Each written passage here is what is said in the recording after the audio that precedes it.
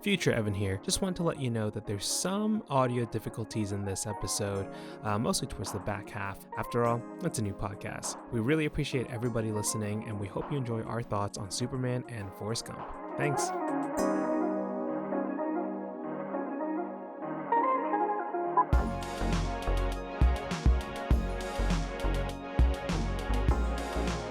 Hello and welcome to Back to the Feature with Evan and Gabby.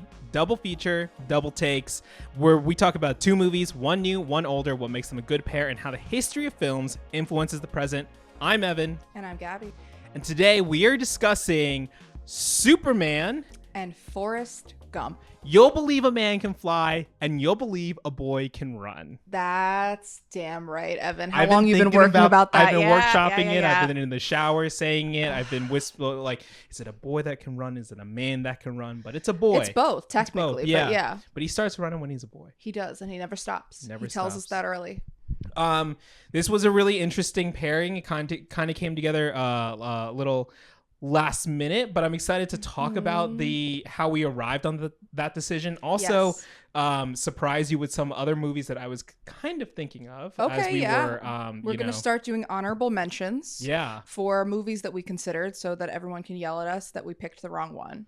And speaking of the people who yell at us, yeah, thank you to the people who are listening. We've gotten a lot of good feedback. We really appreciate it. This is the first episode that we've done post releasing the podcast, so we're recording this after hearing so many nice words from people who have sent us a lot of nice messages. And not just our families. Thank you so much. Yeah, not just our families. I love my family. Actually, I don't think anyone from my family has listened to this podcast. That's sad. My whole family's watching. Hey, gang. I think I need my family in on this one.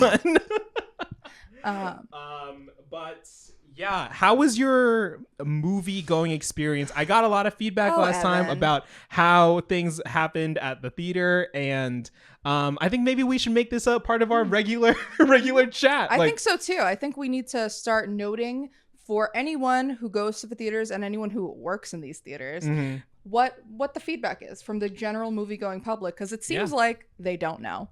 And because we're there pretty often, even before recording this podcast. At least weekly. Yeah. I would say, weekly, if not twice a week. Yes, if not twice a week. A-list, sponsor us. And that's the, these regions around the world, of course, around the country that, don't have access to like these programs of doing this. But if you do, I highly recommend, signing up for a membership if you can afford it, just because it makes going to the movies easier. It makes it feel like it's free, so to speak, right? You're not paying for each time you go, and it makes maybe you're like, oh, maybe I will get popcorn this time or something. That's some real girl math you're doing. I really love it. Is it? Yes, girl math is like when you pay for something monthly and you're like, it's free. I think my whole life has been based off girl math. Mine too. I'm glad that we have a semi-sexist term for it now. Okay, so yes, I'm so glad that you asked about my movie going experience, because I had a pretty garbage experience. Half of it was my fault and half of it was definitely not. So we should mention, speaking of Superman, I was on a plane coming home yesterday. I was flying in the air. You'll believe like Gabby Superman. can fly. That's correct. Thank you, American Airlines. But American Airlines was also branded to the nines with Superman shit. Wow. Like the little tracker that tells you that you like how close you are from Vancouver to Los Angeles was Superman. No way. And I'm really? Not kidding. Like, they really went all out for this. This was American Airlines? American Airlines. I feel like I need to get on a flight right now because it seems unbelievable. I do not believe that this is a thing. It's completely real, and I rolled my eyes both times that I experienced it in 3 days. But so I got straight off that plane, barely slept, rolled out of bed this morning, very exhausted, and rolled up to the Glendale AMC at 9 a.m. to see Superman because I'm committed. And I get there, and classic AMC A-lister Los Angeles program problem. Who can't relate? I'm at the wrong theater. Oh, no. I had a Burbank ticket and I was in Glendale, and that is my fault. No. I relate. That is my problem. So I got there and it would not let me, because I had a Burbank ticket, it wouldn't let me register for a Glendale ticket. So I had to pay full price. My God. Thank you, AMC. Wow. To see Superman, despite being an A-lister. And they let me in. There was like a 9:50 screening, thank God. And I get there and they're like, throw your coffee away. And I'm like, excuse me, this is a coffee from the Glendale Americana. It was like $9. Yeah. I'm not throwing it away. That's coffee from home. I mean, from their home, not their like your home. home. Yeah. And in-house. And shout out to my guy, Victor, who was like, I'll let you bring it in if you purchase a Superman cup to hide it in. And I did that. We were just... I needed coffee. I really needed to be awake. I was just really talking up the girl math hype around signing up for here it is. movie passes, but you just spent so much money. Yep. Yeah, I spent so much money to preserve the cup of coffee that I bought that was already so much money. Oh my God. On top of having to pay for a ticket. And I was, little to say, heated when I got into that theater. I was pretty pissed at myself and AMC. So then I sit down. The movie is just starting. Evan. Okay, yeah. I've missed all the trailers. Okay. And the movie gets about 10 minutes in. Mm-hmm. And then it stops. It stops, the lights go up, and trailers come on. And this is a pretty full theater for like 10 a.m. on a fucking Friday. Let me say, there are children who are like, what's going on? And I know, because I'm gonna throw myself under this bus. I worked at an AMC for a short period of time, so I know what's going on. Yeah. So I go out and I put my Karen voice on, and I'm trying to get my money refunded for this ticket that I had to buy anyway. And they bring out their manager, who is, I want to say, I'm usually pretty good at ages. I want to say he's 20. Okay. So, younger than us, to younger clarify. Than us, I know a lot of people out there think I'm pretty young. Older than me, but but I talked to him, this very nice, reasonable man. Okay. Man, in a Superman t-shirt. Yes, they're all wearing Superman shirts. And I tell him, sir, what is going on with this projector? I'm in theater 17 and it is now playing trailers. And he was like, yeah, we're aware. And I said, okay, great. So you're going to like refund me or give me a comp ticket because this is the only time I can see this movie today, but it might put me back in my schedule, blah, blah, blah. And he was like, well, technically it did start on time. It just was incorrect what was playing. And I said, knowing full well that they do not have projectionists. Yeah. I was like, don't you have a projectionist? And he goes, yeah, we do. And I said, no, you don't.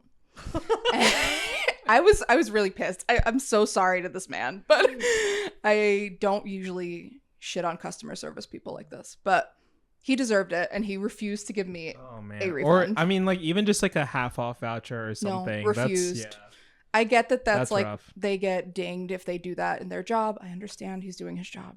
But also, it really put me in a bad mood to see Superman. Which is, it's tough. You know, it's a bad mood. It's hard to go into any movie in a bad mood in general. It's true. But on the bright side, do you want to show everyone what your cup does? Oh my God, yes. They really played this up when I was rolling my eyes about having to pay $14 for it. You'll believe a cup could fly. And there is still coffee in it right now. Not from this morning. I got a new one because girl math, it doesn't count. And for those that, you know, are just listening, the cup has a cape on it. It Superman is a silicone cape branded with Superman. You can lift it and it stays in place. Yes. So I know I joked about it, but you would believe a cup could fly. So, you know. Riley's shaking his head. All right. So I came home with this cup and my girlfriend was like, "What the fuck is wrong with you?" And I had to tell this whole story to her, and she was like, "You need a job." And I was like, "I know."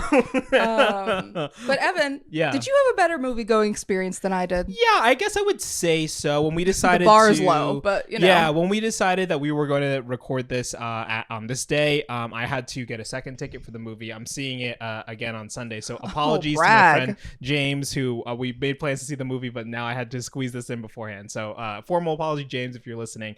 But I saw this in a new format that AMC is rolling out called XL. Oh, it's new-ish. Exciting. It basically, I think, is a way for AMC to show close to IMAX size movies, but not that technically Without IMAX screens branding. or IMAX branding. Yeah, because the screen's supposed to be big. So it's I went to the AMC Burbank 16. It was in theater 8, which is in the center hallway. That is Those a big theaters screen. are big. Screen. So, but I don't remember it being like off limits or anything, or like under construction. Okay. So yeah, I don't know if they were just waiting to like call it XL or something like that. But anyways, so a little rebrand. Yeah. So I went to see it in XL. Didn't feel like it was any different. I'll be honest. Okay. But it was packed house. Everyone was really excited. As I was walking to the theater, the actual theater screen inside, I was not walking. I was running because I was very late. Beautiful. I was coming straight from work, and I was like, oh my god, I might miss the first few minutes. Running to the theater, I saw a bunch of people standing outside, some of the other theater screens, and I was like, oh my god, look at them, they're so excited for Superman, they're all dressed up, look at those little kids. It was all adult AMC employees. Oh, no. Okay. Because all branded. All the adult AMC employees all had a blue Superman shirt, which is fine, right? Like movies do that for the theater branding workers, but they like capes too. Oh my god, you're now putting a sense memory in my head that I chose to ignore at the moment that I was yelling at this manager, but he had a cape on. He definitely had the cape on, and I was like, this is going to be so much easier to yell at you because you look crazy. Yeah. I mean, because the other thing too with the cape is like, I watched someone put the cape on outside to take a picture, and then I saw that he was in my theater because he came in with the cape, decided to take the cape off while standing in the dark as the last things were playing. I was like, at this point, if you're gonna wear the cape, wear the whole thing. You walked inside with it. Commit to the bit. Anyways, but it was nice to see it. There was some really interesting crowd reactions to certain moments, which we'll get into as we kind of talk about the movie. So before we get into Superman, a little bit of a change this time. We're going to try to save spoilers for a certain section. Yes. So if you're interested in listening, please listen along. We'll clearly mark when we're going to do spoilers. But yeah, this is Superman by James Gunn, 2025 Superman. This is a really important film for Warner Brothers as they kind of usher in a new era of DC Studios. Huge deal for them. Written and directed by James Gunn, right? Co-head of DC Studios.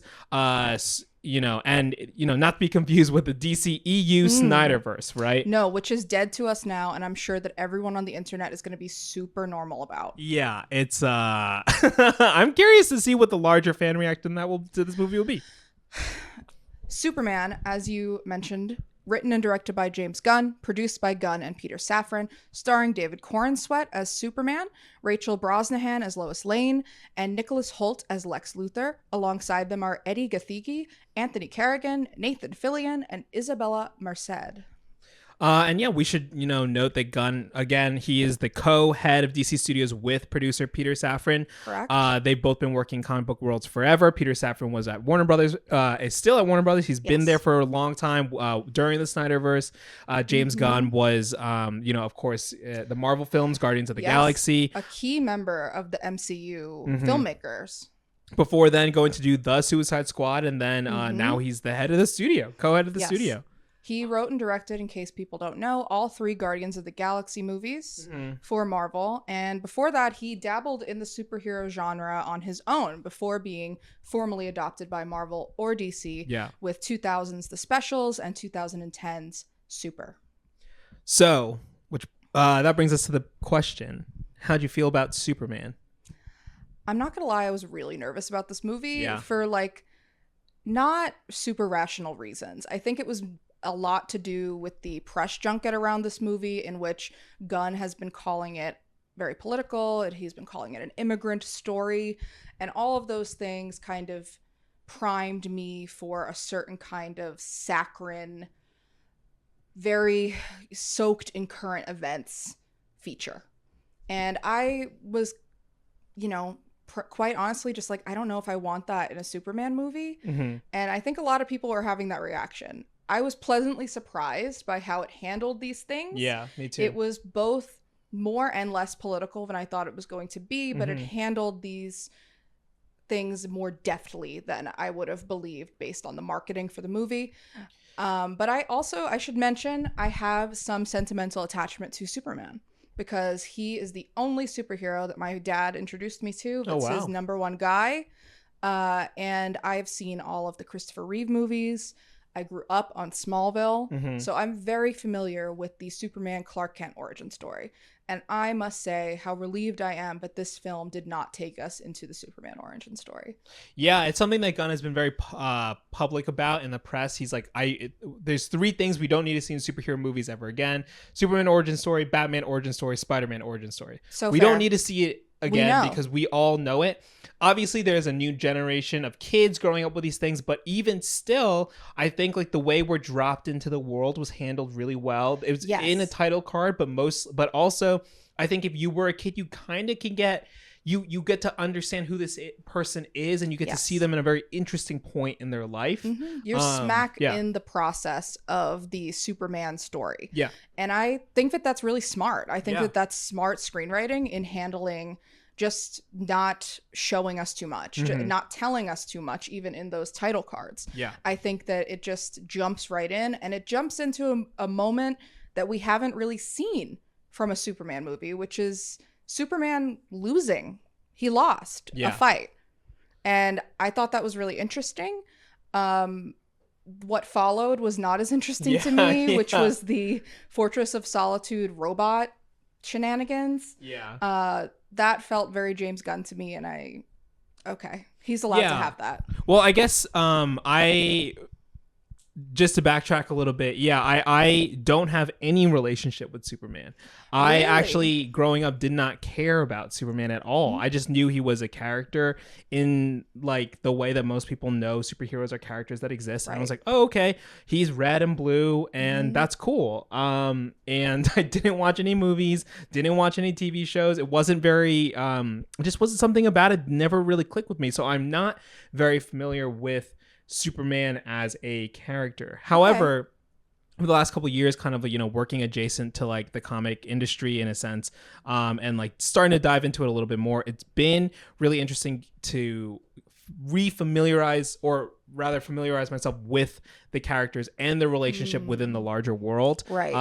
There's a lot more baggage now. Yes. I read the comic All-Star Superman that this movie was inspired by a couple weeks ago. He did his homework. Yeah, well, part of it. The dog ain't the rest.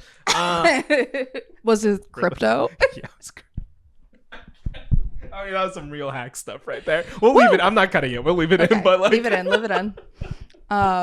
Anyways, but that's good. So you're coming in clean, but also nice to see, a lot of what I think James Gunn has talked about with this movie is like the human aspects of Superman and how and framing those elements in a new and interesting way. And I think that movie does succeed in that goal.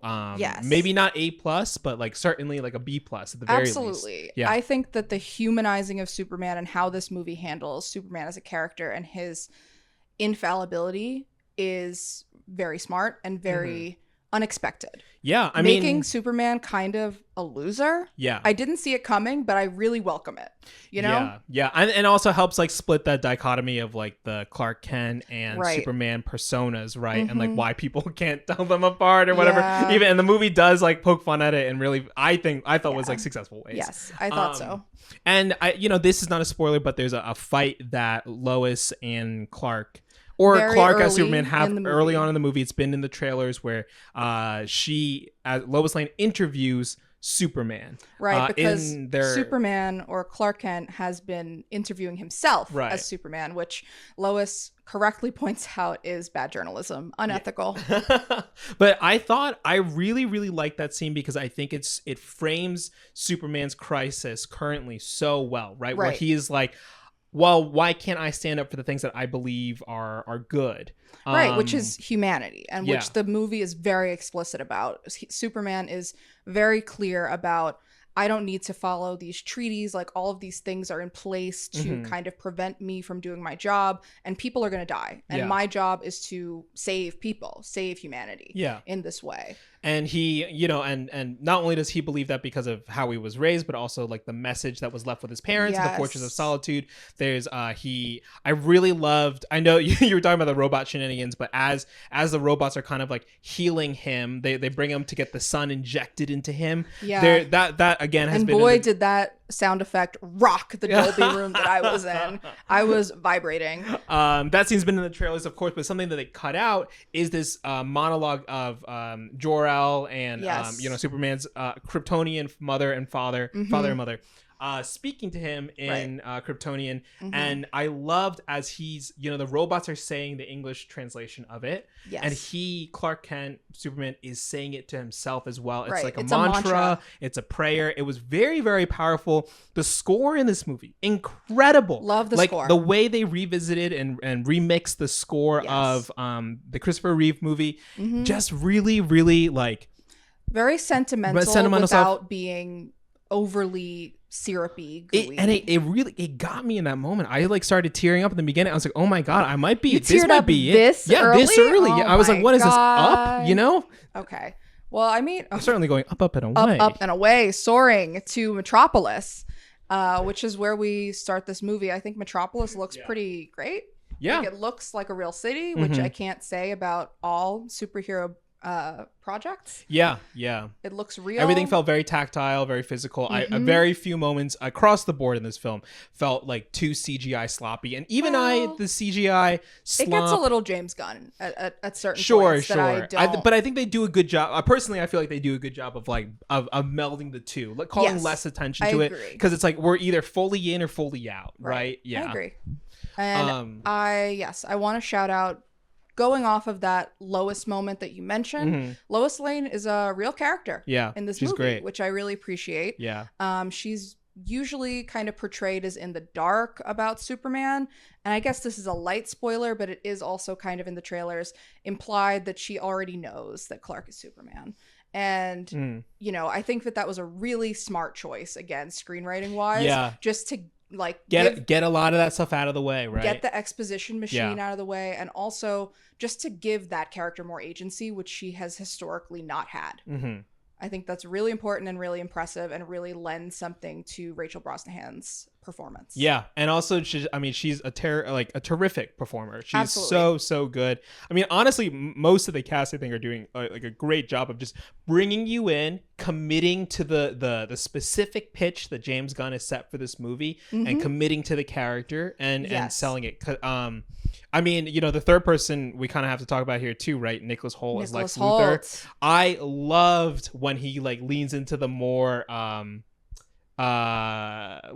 maniacal sections where he's starting to be like, oh man, when he gets excited and over these really stupid things, but you're so dumb, but you feel it for him. You feel it, yeah. He's so committed.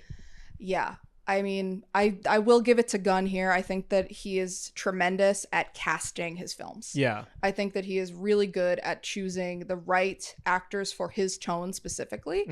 And I think that in a way that his tone of movies has not worked for me in the past, it really worked here. And I think that it's because James Gunn can lean a little bit cornball, a little cheeseball, a little found family kind of stuff. We see that with Guardians and even in the Suicide Squad. But I think that it really works here because Superman is a cheeseball. He's a cornball. He's a kid from Kansas that just has, pie in the sky, America mentality.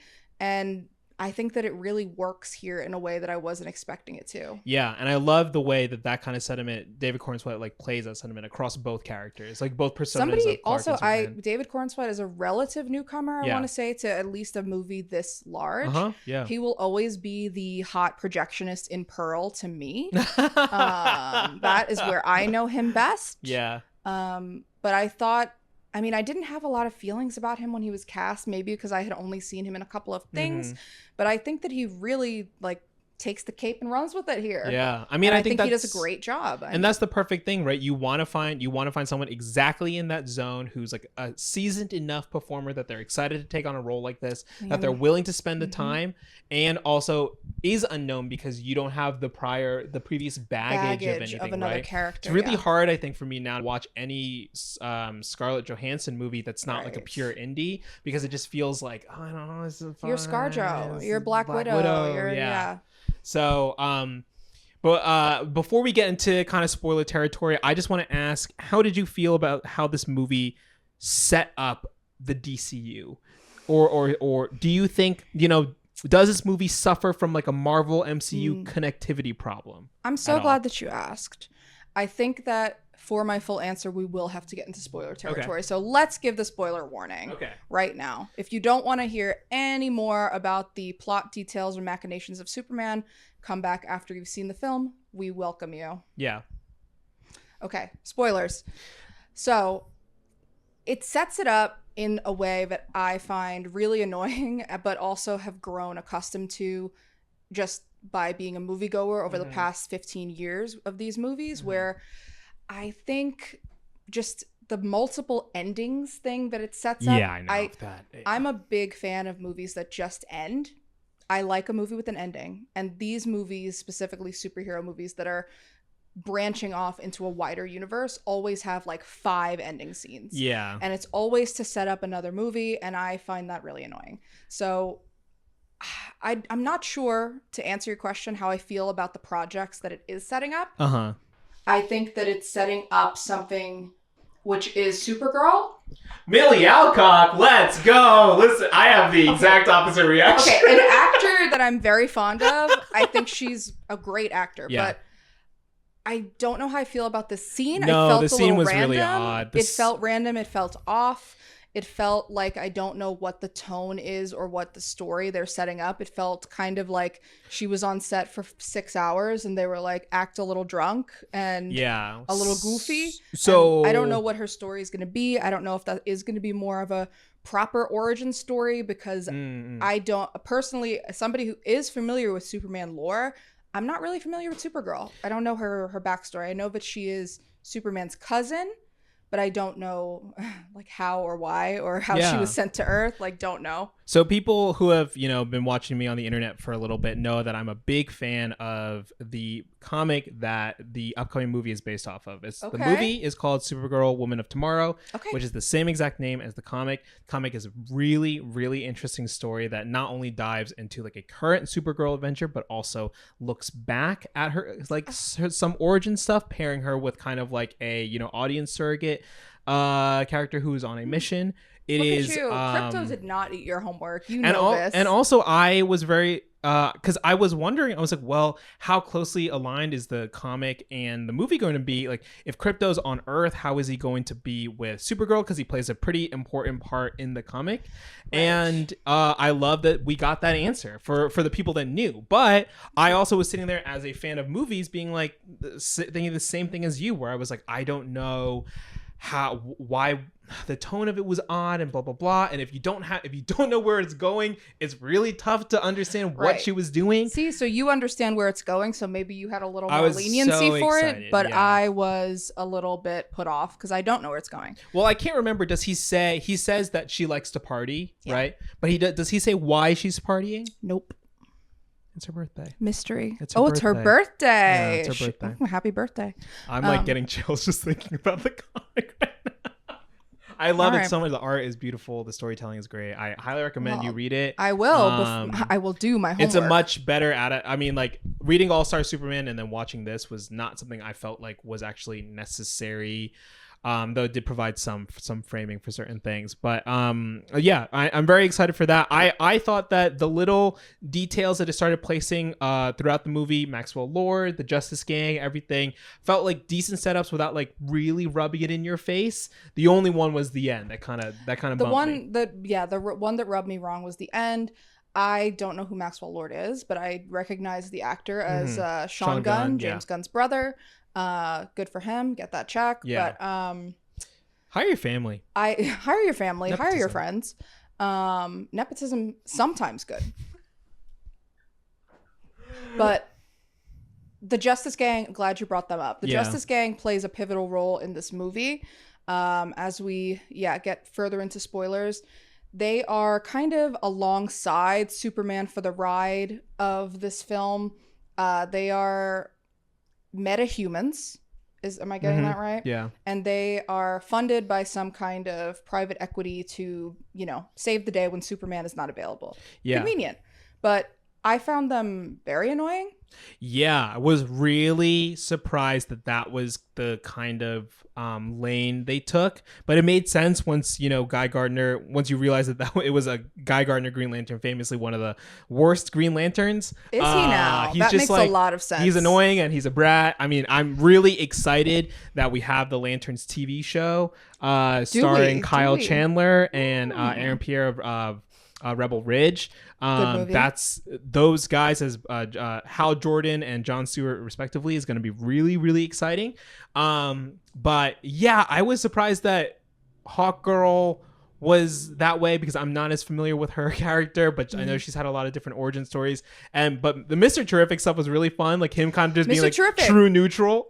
I liked Mr. Terrific. I'm not familiar with that character at all, but I thought that he fit the story the best out of those three. I was so bummed during the fun sequence. Oh my god, I wanted that to be longer. I thought the action was great. I just didn't want that song choice. I thought it was too like James Gunny. It's James Gunn. Yeah. But he's known for the soundtracks of his movies. I know, but I don't know. Like I feel like it's one of those things that going into a James Gunn movie you have to expect. I mean, Matt, who's cutting the show right now, he was saying before that Guardians 3 was heat, according to him. I was not a big fan of that movie. However, that action scene at the end with the fake Wonder is awesome. To me, that's sick. And I wanted like music. I don't know. I thought I get what he was doing, and I was just like, I don't need it. I don't know. I just wanted the sequence to be longer. I thought that like we could have gone a little bit more. Could have given Mr. Terrific a little bit more to do, a little more action, other than just hacking into the Lex Luthor bots. Yeah. We should talk more about Lex Luthor. Okay. Because he is a focal point of this movie. I feel like we've talked about him the least, but they Elon Musk him. Yeah. And I think it works and it doesn't work because the audience is like too familiar with Elon Musk now. But I think that the comic bookification of him does work. The comic bookification of that character and making him larger than life does work. I didn't think that making him like a straight businessman in previous iterations really worked. But making him this kind of like very online man baby who has all the access to this money and tech and who thinks that can bring down, an alien threat did work. Yeah. I liked it seems like for the people who are really concerned about like the universe stuff about this, the fact that it's called Lutho Corp and not Lex Corp is really interesting. That this feels like it's going to set itself differently than not try to proclaim it might be the main universe or something. Saying like this is a universe that's going to be different, but filled with characters right? And that's a great Let's get into that because in this movie, Lex has created pocket universes, pocket dimensions. Do we think that will come into play in the future? Yeah, I think so. I think they're gonna like be having seen how Marvel kind of like screwed it up a little bit. They'll probably be very sparing in how they use it because once you kind of open the faucet, it just keeps going. So I think too much multiverse. Yeah, if they have like a multiverse thing, it'll probably be like one and done. Like a character comes in and then stays in forever and can't go back, and it makes peace with staying or something along those lines. But I wouldn't put it past them to at least have that. I mean, also the idea already exists, right? Robert Pattinson, the Batman, a DC Elseworlds project. It's kind of like a multiverse thing already. That's true. But you can't imagine Robert Pattinson Batman and David Cornsweet No, they Superman. don't exist They don't exist. You can't imagine them interacting at all. But this movie does. I don't know if you caught it, but this movie does have a sign in it that says Gotham City. Oh, I missed that there's one. like a freeway sign or something in the scene where the metropolis is splitting in half, where a woman is stuck in her car that's right. and she's driving off this bridge, and you see like Gotham City next left or something. And I'm like, okay, he's setting it up. But see, that's the kind of universe setting up that I like. Yeah, I like something subtle. I like that you can go back and see it, and it's always been there, but it hasn't been like, hit over the head to the audience that this is coming. Exactly. Very hidden detail kind of thing. Very missable. Right. Riley's shaking his head. Actually, in that vein, let's talk about one of the biggest things to me that I was very surprised about was the message from his parents. Yes. Was the message was damaged in transit, and as if which they make sure to mention multiple times, 7 times at least. If you've seen the movie, Lex Luthor is able to recover the message with the help of the engineer, who we haven't talked about, but the engineer, we don't need to talk about her. She recovers it. She didn't work for me. And it turns out that his parents, one of whom is played by Bradley Cooper jumps, big jump scare. Yep. Big jump scare. Known James Gunn collaborator and known cameo slut, Bradley Cooper. Oh, Dungeons and Dragons. Yeah. How about season 4, The Righteous Gemstones? He gets an entire episode, and it's just like, he's there. Oh, I haven't seen season 4 yet. You should. It's a great episode. Great show. But the message is that they have sent Kal-El here to Earth to rule Earth. And this is directly in contradiction with what Superman has been standing for of his entire film. So when he learns this, he is the world learns it too. He learns it alongside the world, and he is rightfully shaken. He is very upset, and this is not how he was, what he believed that he was sent to Earth to do, and it's not how his Earth parents, Ma and Pa Kent, raised him. It's not who he believes himself to be. So he's a real crisis of faith, real identity crisis as well, just like not knowing what guides him. Right. And we kind of get this moment, where he is with Lois, and they're kind of talking about the different ways they approach the world. And she's like, how do you do that? How do you act like you act like everyone you've met is the most beautiful person you've ever met, and beautiful and like not physical attractive, right? But just every human has a magic soul. And they kind of talk about that hope and that optimism, and they're talking about music and punk rock music, and he says, and she's like, well, how do you do that? And he goes, well, maybe that's the real punk rock. And I laughed. Did other people laugh? Other people did laugh, yeah. I like you were saying earlier before we were recording, I don't think James Gunn wants us to laugh at that moment, but there were some laughs. There was some, because I felt it works both ways. I think it works, because I think it is funny. I don't know, like it's intended to be like haha funny. It's funny that he thinks that, right? But it is also like, you're like, wow, like, the world is like a really like shit place, honestly. And the movie has, kind of delved. We talked about the political stories about that. The movie delves and like, kind of like touches on real geopolitical problems it's and impossible incidents right now. Not to think about recent issues when watching this movie, and I think that that's done very purposefully.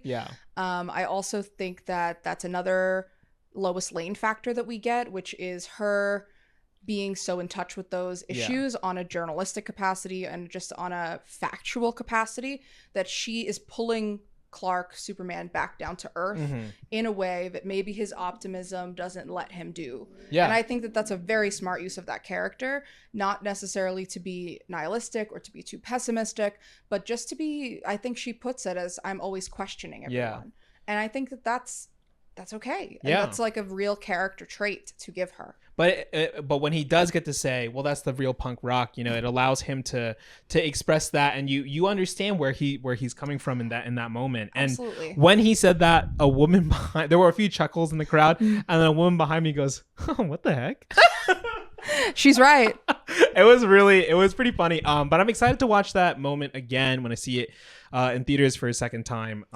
It's true. I will say that as we get into the end of this movie, I want to say that the geopolitical stuff was not as hard hitting as I thought it was going to be. That I was concerned as much about. As it was kind of dressed up in the press, right? Which I think really works in the movie's favor. I think that there will Superman's flying outside. Superman's outside. Sorry. I think that, as usual, there will be a lot of piss babies on the internet that are like, fuck Superman, it got too political. But no, it's really lighter than I thought. But I think it works. What I thought worked the best about this movie, though, was kind of the Lois and Clark moments. Yeah, should have been more. Should have been more. There should have been more of them in this movie, and frankly, more of Superman in this movie. I thought for a movie called Superman, we got a lot of Justice Gang, we got a lot of Crypto, and part of it's just like the pacing just moves so fast. The movie moves really fast. I like that this movie is not 3 hours. Thank you. Yeah, that's true. But I think in that time you feel like you're being whipped around Metropolis, you know, and all these different characters that you don't get those moments to kind of really dig in. That's why those moments where it does take the time, like the beginning, the scenes that he has with his Earth parents. Right. To me, really that and Lois, they stand out because of how much time they spend there. And I don't know. That's why they affected me. I was like, wow, I get it. Exactly. And then after those moments, we proceed to get into these, as is expected now, Act 3 CGI fight set slop. Pieces, and I didn't enjoy this as much. Yeah. This is a very heavy spoiler, but we learned that the avatar that Lex has been using throughout the movie to fight Superman, Ultraman, is in fact a clone of Superman. And that is how they got access to the Fortress of Solitude with his DNA. And it's just like, he rips off his mask and it's like David Cornsweet but with a bad wig. I wanted it to be Henry Cavill so bad. Oh. Do you know how crazy the crowd would have gone if that was the case? If Henry Cavill wasn't like upset that the rug got pulled under him for the Superman thing. Hey, you could blame The Rock for that. You blame Dwayne The Rock Johnson for that. Yeah. But imagine if it had been him or Brandon Routh, just like anyone who had played Superman in the past 10, 15 years. They did a Homelander with it. Yeah. And I thought that it was smart, but also predictable and also kind of cheesy, but it worked. And, you know, I think it was better for him to be at least fighting someone physically in the end rather than like another weird CGI dinosaur like he fights in the middle of the movie. That was not, I was not a fan of that. Yeah. I like the fight when he finally defeats Ultraman and he has to take care of the Raptors. I thought that was pretty fun. That was pretty cool. But and then the scene, last thing, the scene at the end where it's crazy that it's been in the trailers. That last scene where he's kissing Lois Lane and they're floating in the thing. I hate that works for me. I hate that it works. Well. Do you know how I'm gonna get really emo right now? But that's when I teared up. Yeah. And it should not work for me that way. Like I had forgotten all about my bad AMC experience in that moment. And I was just like, Victor left your mind. I was having straight girl feelings. I was like, I want David Cornsweet to pick me up and spin me around and kiss me in the air. I do. And then Wendell Pierce just goes, how long have they been hooking up?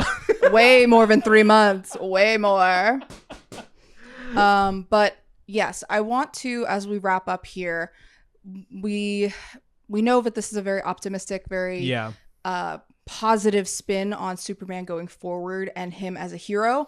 This movie goes through great lengths and I think successful lengths to humanize him and make him the people's hero. Yeah.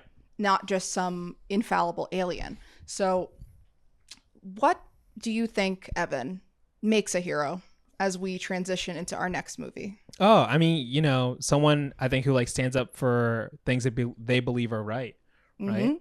At all costs. At all costs, yeah. Even at a detriment to their own reputation, even at a detriment to their personal life, for the good of humanity. Yeah. And is that Forrest Gump?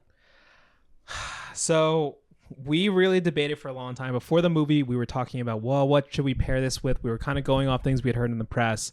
And Gabby said Forrest Gump. And I was like, I resisted it for a long time. And I think the reason I resisted it was because I thought it was too perfect, having not seen the movie. And I was like, I can't believe Gabby got it. Gabby's 3 for 3 on these pairings right now. I got none on the board. I need one on the board.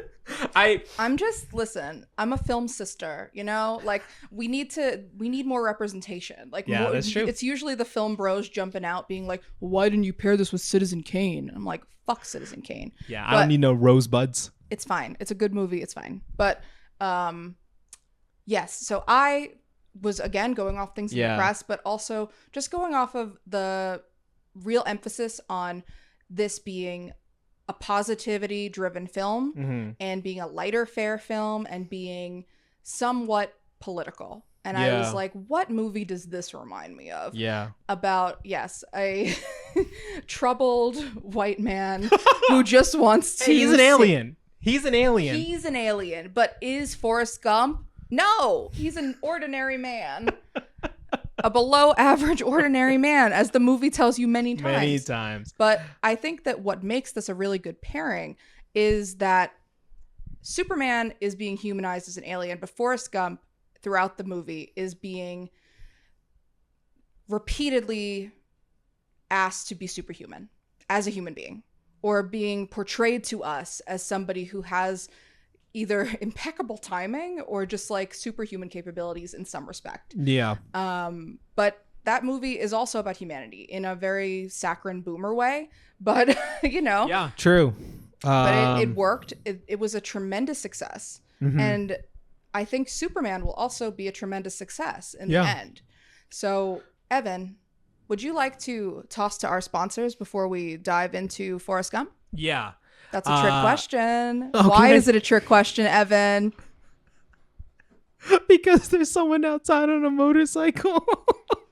There is somebody outside on a motorcycle, but that is not our sponsor. Yeah. So again, this is our little break where we thank you all for listening. Of course, thank you for supporting us. Leave a review on Apple Podcasts. Mm-hmm. Leave a comment on Spotify if you can. Smash that like button. Smash those 5 stars. Subscribe on YouTube.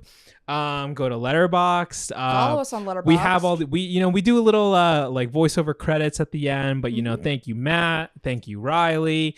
Thank you to my brother for lending me his song for the intro and the outro music. I think it's called March 17th Sick or something like that. For some real good vibes there. Love that.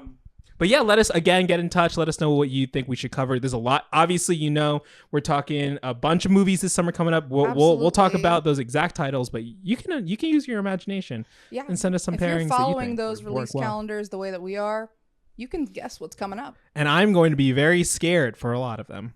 But we're going together, and that's why we started this pod. Okay, be right back. We'll be back. Cut. And we're back. We're back. This is definitely the first time we've said those exact words. Yes, absolutely. And we are back to talk about a very unlikely hero. Mm-hmm. Not a Superman. How would you describe Forrest Gump, Evan? A man that is super. In some areas. He has flawless timing. Yeah. His ability to be in certain places at certain times, unrivaled, unparalleled. Mm-hmm. Not even Superman could time out being in like the exact right moment when JFK needs to shake your hand. Yeah. He couldn't even he wasn't even there for a jar and pour. I think Forrest could have ran to jar and pour. Yeah. You don't think he could have ran all the way? And fought who would Forrest Gump's Ultraman be? What would he be called? Acre Gump? Yeah, Acre Gump. Because that's the natural next step. Oh my god. It's so bad. Anyways, speaking of Forrest, I would like to get on record that I had not seen this movie in about 10 years. Yeah, I would say it's been a while. I would say for me it's been closer to like 15 or so, I think. Oh wow. It's been a long time. Okay. Yeah. But I've seen clips of it here and there, but I have not sat through the whole thing until today. Well, and boy, was I in for a treat. Boy, did I forget or purposefully block out a lot of this movie. Yeah, I was going to say, do you feel like you had a particularly strong connection with this movie growing up? Was this a movie that was part of your life? I feel like that, yeah. For me, it's the same exact thing. But where I grew up in New Jersey, it felt like everybody knew Forrest Gump. Everybody had seen it. Felt like very like super iconic. The references were always in my life. That's true. Like, I always knew Run, Forrest, Run. Like I knew Life is Like a Box of Chocolates. I knew all those things. Bubba Gump at the theme parks, yeah. But yeah, I had not actually seen the movie until I was in college. Mm-hmm. But it is a very important, quote unquote, movie to history. Mm-hmm. This film is directed by Robert Zemeckis and written by Eric Roth. It stars Tom Hanks, Robin Wright, Gary Sinise, and Sally Field. The film was a massive success when it came out. $678 million at the box office. Winner of Best Picture, Best Adapted Screenplay, Best Director, Best Editing, Best Visual Effects. and a back-to-back Best Actor win for Tom Hanks, who won the previous year for Philadelphia. Wow. Do we think Superman gets any of those awards or accolades? Maybe visual effect. Yeah. Will it win? No. Will it be nominated? Sure. Suicide Squad won Best Makeup like years ago, and everyone was like, what the fuck? But I forgot about that. I will say, I think a fun thing that we can add on to this podcast is whether or not the new movie will make more than the old movie at the box office. Especially right now, we're in this blockbuster summer and things like that. Big blockbuster. Do we think Superman in its theatrical run will make more than $678 million? We can probably go and adjust the number for inflation after the fact, but what do you think? $678 million at the box office. Superman will likely be in theaters for a long time, I imagine. I don't think it's going to flop out. I think that adjusted for inflation, 678 is like million 1.1 billion. It's over a bill. Yeah. I don't see this Superman making over $1 billion. But it could. I think 500 million. I think it could get to 600. I don't even remember the opening. Yeah, global. I don't remember the opening box office number right off the top of my head. Well, as of recording, there is no box office. Oh my God. We are recording the day of release. That's right. It feels like a million miles away. It's tracking at about 110 mil. Opening weekend, pretty strong. Good. Yeah, pretty strong. But this film was massive at the time of its release, as mentioned.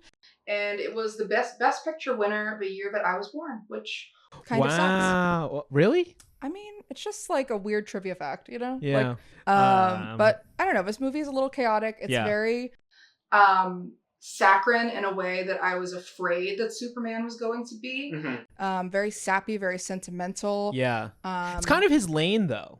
It is. That's kind of his thing. Like, I saw Here last year. Did you watch Here? Oh my God, yes, I saw Here. Better, more schlocky or less schlocky than Here? Is Superman or is no. Forrest Gump. More. Forrest Gump is more than Here. You think? I think so.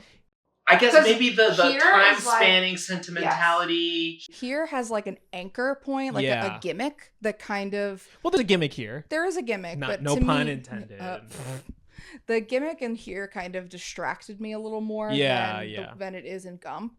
But I think Gump is just it has grown in the culture kind of, and especially in movie culture, as an example of maybe not a Best Picture winner for the moment, but not the one that goes down in history. Yeah. Notably, it was released the same year as Pulp Fiction. A movie that I don't like.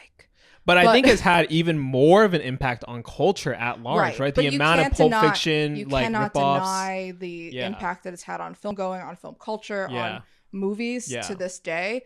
I don't think that Forrest Gump has had that same impact, but as we mentioned, it's in the culture. It's part of, Yeah, I mean, I guess we did grow up saying "Run, Forrest, run," and not even if we didn't really know what it was, but. God, I'm really glad I didn't see this movie as a kid, though, because this movie is kind of fucked up. Yeah, it's a lot. It's a lot. I was revisiting it. I was surprised at like how much like sex there was in it, and like the abusive sex work. It's the Jenny stuff is really tough in this movie, and you don't pick up on it. Yeah. If you watch it at a young age, you're not picking up on it because you're kind of in Forrest's point of view the whole time. Yeah.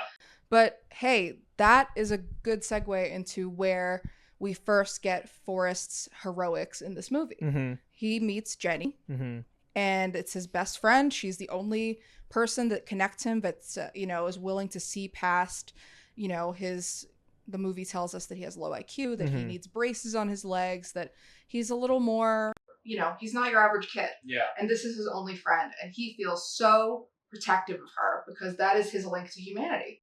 His link to feeling like a person is Jenny and his mother to a lesser extent. But I think that the first time we see him really being a quote unquote hero is when he is trying to defend Jenny. Yeah, 100%. And then there's this that also leads into a really interesting part of the movie where, we find out more about Jenny's home life, that she's getting abused by her father. Some incredibly heavy stuff. I think the movie handles that actual moment like pretty well. Like it doesn't show you anything, but really hammers home. Like, and then the as a kid being ignorant, and even as an adult not fully understanding, like Forrest as an adult not knowing what it is. So you feel like you're like, oh my God, does he not? And then it starts setting off this extra element of it, of these like random acts of nature almost that kind of like start that happen around him, like these kind of acts of God in a sense. Like he refers to one of them later, right, as it like God did come, you know, like these things that do happen. Take Jenny away from this house. Or something.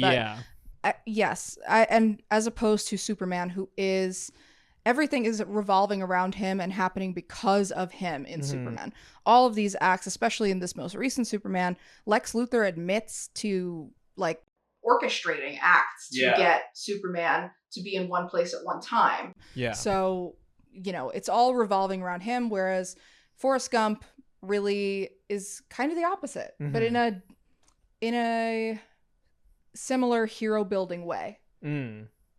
Yeah, he's always doing what he feels is best in the moment, which is usually you know, he spends his life like protecting Jenny from, you know, like lots of terrible things, lots of abusers, rapists. And then also, you know, it's like you have that heartbreaking moment where he's going back into the combat zone to find Bubba, his what's the exact phrase? His good best friend. His best friend. And then but he saves the rest of his platoon and Lieutenant Dan, and he doesn't get to see, you know, the movie doesn't spend time with it, but there is you can't help but think, well, what if he had found him first, right? You know, you feel Forrest's impact throughout the movie, which I think is something that makes a good hero film. Yeah. And feeling the impact of the hero character, whether or not they are super or just a good person, I think is something that distinguishes these movies from your typical hero's journey arcs. Yeah. They're both kind of like paragons of good, but in slightly different ways. Yeah. Also, we didn't really talk about Crypto when we talked about Superman. I'm petting, you know, Matt's cat, Ponzu here. Crypto, he's in the background right now. He's pretty good part of the movie. Pretty fun. Yeah. Do you think Forrest Gump should have had a dog? Yeah. Instead of a son? I don't know about that one. Instead of a son. Yeah. He could have been a dink. He could have been double income, no children with Jenny. But I think, what stood out to me this time watching it was how happenstance all of Forrest's acts of heroism are. Yeah, just that idea again, right? We mentioned it earlier, just like right place, or just have the knack of being in the right place. But then it also like is interesting how, you know, that is like the big like thing about this movie that people talk about, right? Like, oh, they put him in all these events and things like that.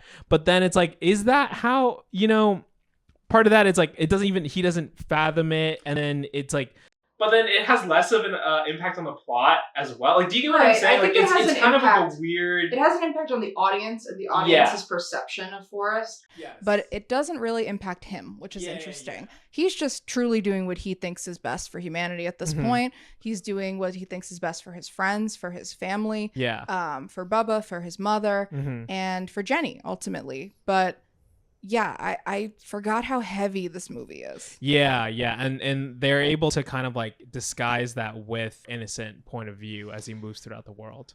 Right. I thought Robin Wright was really great in this, actually. She's incredible, and I think that the last time I watched it, I wasn't watching for her. Yeah. The last time I watched it all the way through was the first time I had seen it, so I was clearly paying more attention to Tom Hanks and to the movie and to the story, but Robin Wright really sells this role, and it's a very deeply dark, like secretly dark role that I don't think a lot of actors could have done to the same level. Yeah, those moments where she kind of contemplates like killing herself and like steps out onto the balcony and things like that. Yeah, it's super, super heavy. And I think is interesting ways that they use like that time passage thing and compare the two people's journey through time, right? Like, do you let yourself be caught up in the moment that is happening, and like, do you feel you know, and what are the consequences of that versus what Forrest does.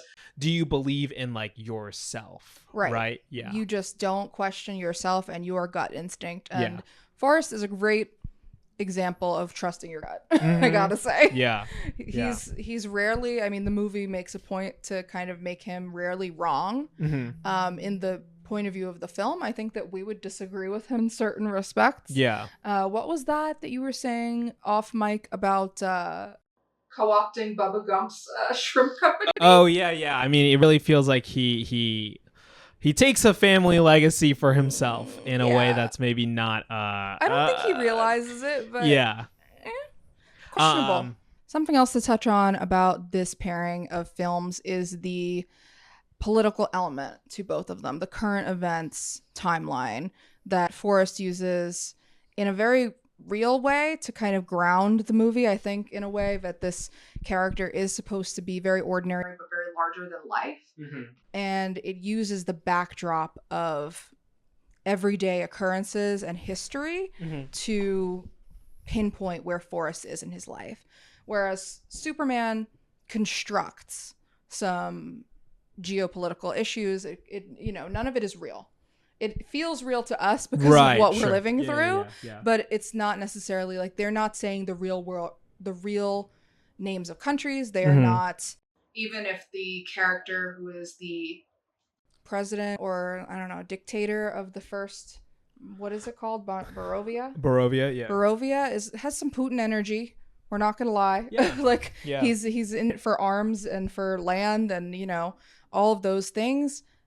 It's not outright said, whereas in Forrest Gump they are straight up talking about like politicians that are assassinated and very topical conversation point. You also got to think about the time too, where like the 90s were like an era where it felt, despite continuing conflicts in the Middle East, that like America felt largely at peace. That I feel like there was a time where they could look back on those things and like kind of self-interrogate it a little bit more, like that filmmakers could do that and that the culture at large would be a little bit more accepting of that. Very true. Whereas right now it's a hot button issue if you choose to touch on any of it.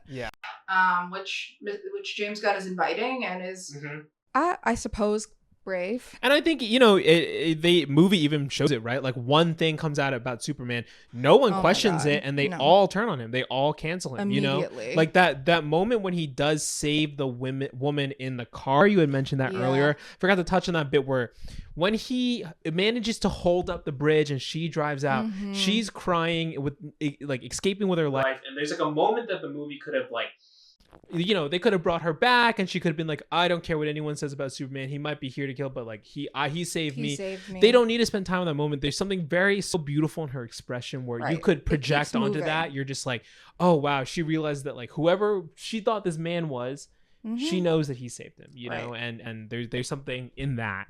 It is interesting, like, another thing to compare the two is that, the amount of lives that Forrest is able to touch, whether it is physically or just like through his actions, right? Yes. His impact is immense. And I mean, he's fighting in Vietnam. He saves the lives of his team, minus Bubba, rest in peace. He helps what's the word? Break down or not break down, but encourage relations between America and China. Yeah, somehow. That part's a little muddy to me. Yeah, it is a little muddy. It seems more like a merchandising point. A little bit. But yeah, I think that it's very interesting to kind of compare and contrast how these films handle real world events. Yeah. And I think that, you brought up a great point too earlier about the tone, right? Like the tone of Superman balancing the optimism as well as like these kind of real things, but then also with Forrest Gump there is that dark undertone against something that is very, very saccharine otherwise, right? Exactly. And the movies do generally a decent job at balancing the two. I agree. I think so. And I think that that's what makes this a very good tonal pairing. Yeah. I would suggest that if you're going to watch both of them in one go, maybe watch Forrest Gump first. I think Superman's a better like palate cleanser. It's shorter. It's oh my god. I forgot how long Forrest Gump I know. is. 2 hours and 22 minutes. Yeah. And this was in the 90s. This was an age when movies were not regularly 3 hours long.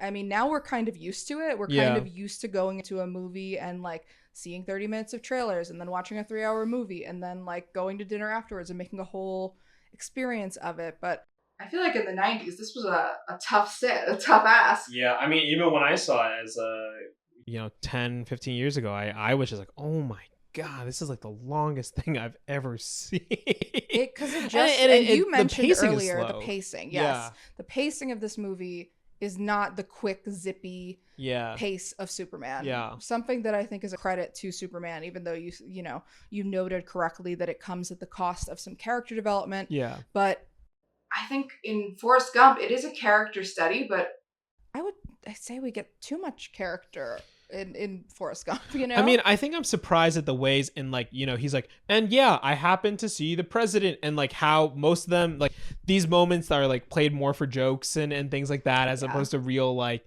there isn't like it's like, yeah, I guess, that's kind of the point of the movie. You can live, or one of the lessons of the movie, you can live such a great life, but the thing that matters most to you is having a family or things like that, right? And that is, and same with Superman, like you can be this God figure, but the thing that matters most is being a good person, right? It's the small thing against an epic scale, right? And when you put it down to such a finite point like that, it makes me dislike the movies. I mean, just when you take that away from it and you put it so simply, I think it's easy to kind of roll your eyes at both of them, which I think is something that follows the Forrest Gump's legacy, is the kind of eye-rolly quality that comes with it in future generations. Like this is clearly a movie written for a certain audience of a certain age. Gen X, right?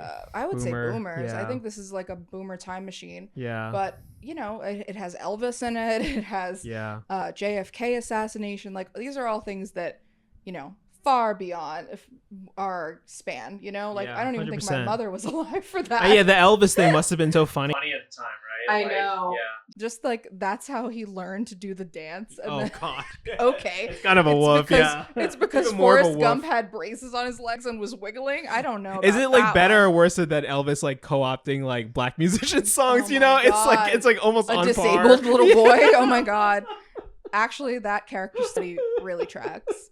Do you think that they cut that out of the Baz Luhrmann Elvis? Oh my God. Do you think that Forrest was originally in the Baz Luhrmann Elvis? Baz was sitting there just being like, well, we gotta, where's the scene where he learns from the little boy? That's part of it, right? Would that have won Austin Butler the Oscar? Oh yeah, 100%. He would have totally gone that. He would have ate that up. Yeah. But like, hey, show me the moves. Mama. Oh, mama, show me the moves. Yeah. I would say that these two could be watched together, but you're going to need a break. Yeah, you're going to need a break. And also, I mean, even just breaking, thinking about the movies in retrospect, it does feel like you're like, well, maybe you could have accomplished those goals 20% better, or I don't know. Could have, but I think that looking back, I mean, Superman is very recent, but looking back on it in future years, I think that we're going to see that this was an even better pairing because there's both such movies of their time. Like this. Oh, sure. And I think that Superman, that is also part of their marketing push, their press junket, is that this is the Superman of today. Yeah. The Superman of right now. And I think that Forrest Gump really was like heroic to people in the 90s. Yeah. Because he was just, young man pulled up from the bootstraps kind of guy, didn't have the best of anything, but still managed to touch all these lives, to impact all of these world events, and to, find love and raise a son. And, I think that is a heroic thing at the time of release. And Superman, as all Supermans are looked at in retrospect, they are kind of beacons of their time period. Like Christopher Reeve fits his time period. Henry Cavill fits his time period. A time where we wanted things darker. A kind of more cynical time for the world and movies. And now it's the opposite. It's a it's a moment where filmmakers are saying, okay, what do we need? Beacon of hope. Yeah, I mean that it goes back to the line we were joking about, but in a sense it's true. It's just like it is kind of punk rock. It is punk rock and radical right now to be rock. Hopeful. Some other movies that I thought could have been interesting pairings with Superman. This one would not have flown with our or neither movie actually would have flown. But Top Gun Maverick. Okay. I think is another interesting one about a man who is also kind of at odds. A great man who's at a crossroads. Where he is in his life, does things on his own terms, is never really wrong in a sense, but it's more about his relationship to himself in that sense. And the score is very similar. I keep starting to sing the Superman score, and then I just end up singing the Top Gun Maverick score. Oh my god. And also Beautiful Brunettes. Really? Why did you consider this? Jennifer Connelly. Oh, Beautiful Brunettes. I thought you meant that as a movie title. Like, I haven't heard of that movie. But yeah, you're right. Jennifer Connelly. Hot. Rachel Brosnahan. Incredible. Hot. Yeah. She's on the short, I promise, list of women I would leave my girlfriend for. No, you can't say that. No, we'll cut that. We'll cut it. But is that one of those moments that we say we'll cut it, but we leave it in because it's funny? I'm okay with it. I think she would be too. I considered for this before I saw it. I had pitched Forrest Gump to you, but I also pitched the first Sam Raimi Spider-Man. Right. Yeah. Because it's gotten a lot of comparisons to Raimi Spider-Man too. This movie. I thought it might be interesting to explore just because it is. I wasn't sure how much of an origin story we were going to get for Superman, but I knew that it was probably. This is likely going to set up a trilogy the way that Spider-Man movie did. And I thought that would be an interesting comparison is how do we set up the first in a trilogy kind of movie, especially superheroes, especially, Spider-Man, also an icon of the 2000s. We talked about it on an earlier pod. Toby is our Spider-Man. Mm-hmm. Yeah. I think there was one more, but you considered Evan. I was also thinking, I was stuck on the kind of like man against the world thing, and I was like, where have I kind of seen that before? I wasn't quite finding it, but then I was like, oh, you could have just compared it to Kiwi Kwan's character and Everything Everywhere All at Once. Oh my god. There's also that, right? Like that kind of hope in the face of like a bleak world. But it's like the movie, that's just one aspect of obviously a movie that I love and has a lot of things, big scale, a lot of stuff. Yes. It is also in its way a superhero movie. That's true. Yeah. It has superhero elements. And I mean, who better to save the day than Michelle Yeoh? Yeah. No one to me. We also considered Amelie very briefly, like the kind of like we would have gone like super hope core with it. A movie that I haven't seen, so that would have been new to me. I think we definitely would have compared a lot of like the colors and things like the visual approach. There's a lot of iconic visuals from Amelie that I've seen, but I have not seen the whole movie. So maybe we'll have to reconsider it someday so that I will be forced to watch it. Mm-hmm. Oh, another thing we didn't talk about with the Forrest Gump and Superman though is the scores. Oh, sorry, the soundtrack, the needle drops. There's a ton of, because they're covering so much time in Forrest Gump too. Course. So I was like, oh, it's another interesting kind of like touch point there between the two. And what I'll say about both, too much in both movies. Too much. That's gonna get clipped and it's gonna be used against you. Not the needle drop part, just calling both of these movies too much. No, can't wait, but you need the context. You need the context. Can't wait. Clip him. All right. So what's up next? What's the next episode that we will be recording? Evan, I'm so glad that you asked. Later this week, Evan and I will be watching Ari Aster's newest film, Eddington. It will be the first Ari Aster movie I have ever watched. What? Name the Ari Aster movies. Hereditary. Nope. Midsommar. Nope. Beau is Afraid. Nope.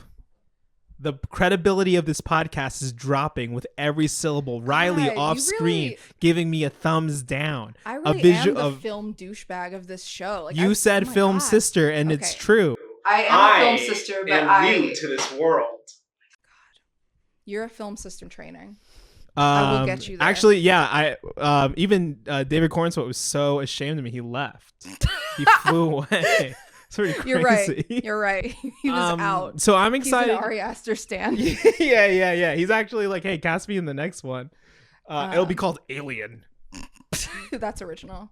But yes, we will be watching Eddington, and from what I've heard about Eddington, I've read very little of it because I want to keep it fresh, keep it a surprise, but I've heard it called the first truly modern Western. This is a film that explores pretty heavily from the trailers the COVID-19 pandemic. Mm-hmm. Not sure how that becomes Western other than it's set in New Mexico, but we're going to find out. And we are looking to pair it with a Western, are we not? Yeah, I'm really excited. I mean, part of me is still voting for Butch Cassidy and the Sundance Kid, even though I just recently rewatched the movie as recently as last year. But if this Western doesn't pay off, maybe we just revisit the end of Westerns. The anti-Western. That's a whole other genre. Yeah. But Westerns are admittedly a huge blind spot for me in my film-going history. So likely that what we watch next week will be new to me, and that's very exciting. Yeah. Where can the people find us? I butchered this last time, Gabby. So you sure please rescue me on this. You really need to commit to this. I need it in the script. Okay, I'll put it in the script for you next time. Spoon feed it to you. But you can find us on Instagram at Back to the Feature Pod. You can find us on Letterboxd at Back to the Pod. You can follow us on YouTube at Back to the Feature. And you can email us if you want to yell at us or tell us that we chose the wrong movie or suggest a future pairing. You can email us at backtothefeaturepod@gmail.com. This episode's couch creature, if you are only listening to audio, was a super creature itself. It was Pikachu. He's pretty super. This. Yeah, he's pretty super to me. This is how it goes when you make a podcast with all boys. Hell yeah. Fuck yeah. Pikachu, are you a film sister? Oh yeah. We're gonna cut that. Thank you everybody so much for watching. Thank you, Matt. Thank you, Riley. We'll catch you next time. Bye. What a shot. Whoa. Wait. Direct me? How can I look right? Like... A little more towards Riley. Yep, there you go. There's him. Look at that beacon of hope. Back to the Feature is created and produced by Evan Yee and Gabby Ruiz. Our technical producers this episode were Matt Prince and Riley Oskelis. This episode was edited by Evan Yee. Original music by Austin Yee. You can follow the podcast on Letterboxd at Back to the Pod and on Instagram at Back to the Feature Pod. Have a movie pairing you think would be fun for us to watch? Email us at backtothefeaturepod@gmail.com. Thanks for listening. See you soon.